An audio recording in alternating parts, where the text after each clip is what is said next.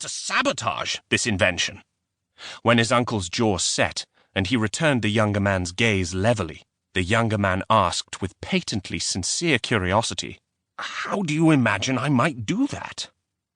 His uncle sat back and fussily straightened his trouser legs. "As to that, I can tell you where the inventor lives. His workshop is at his house. As to how you gain access or exactly how to thrust a spoke in the invention's wheels, I will leave that to you to decide." The older gentleman met the younger man's eyes. "You are, apparently, a creative person. I'm sure you'll think of a way." Despite his current situation, the younger gentleman was no fool. The sum of money his uncle was offering was substantial. To pay so much for tampering with a piece of machinery seemed a poor deal. Yet his uncle was known as a shrewd, ostentatiously rigid businessman, one who held onto his coin with a tight grip. And although he was a childless widower, he'd never previously shown any mellowness or warmth toward the members of his wider family. The younger man leaned forward, his gaze on his uncle's face. "What is it about this particular invention that makes it so threatening? Undesirable?" His uncle's face hardened. Anger flared, readily discernible in his brown eyes. Yet it was not directed at his nephew, but, apparently, at the invention in question. "It's a travesty of an investment project. It shouldn't be allowed, not as a syndicated investment. We don't need bally horseless carriages. We have perfectly good horses, and there's nothing wrong with the carriages they pull. These machines, these newfangled engines, are full of not just cogs and gears, but valves and tubing and gauges and pistons. How they work is incomprehensible. For my money, deliberately so." He drew in a breath. Steam locomotives were one thing. Even steam-powered looms were straightforward enough. But this latest round of contraptions... He flung up his hands in a gesture of either incomprehension or defeat, or perhaps both. Although he kept his voice low, he was all but ranting as he continued, "How am I supposed to deal with my investors?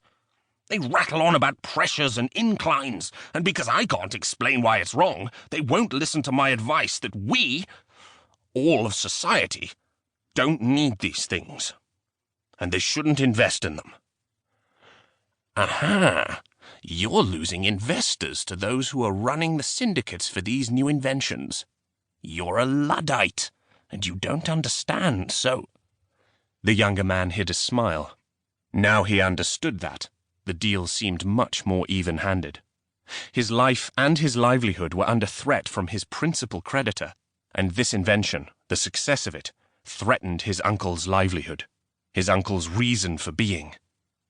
He might be about to undertake to do something not entirely above board, but at least, to his way of thinking, the exchange seemed fair enough. His gaze still on his uncle's now distinctly choleric face, the younger man slowly nodded. "I see."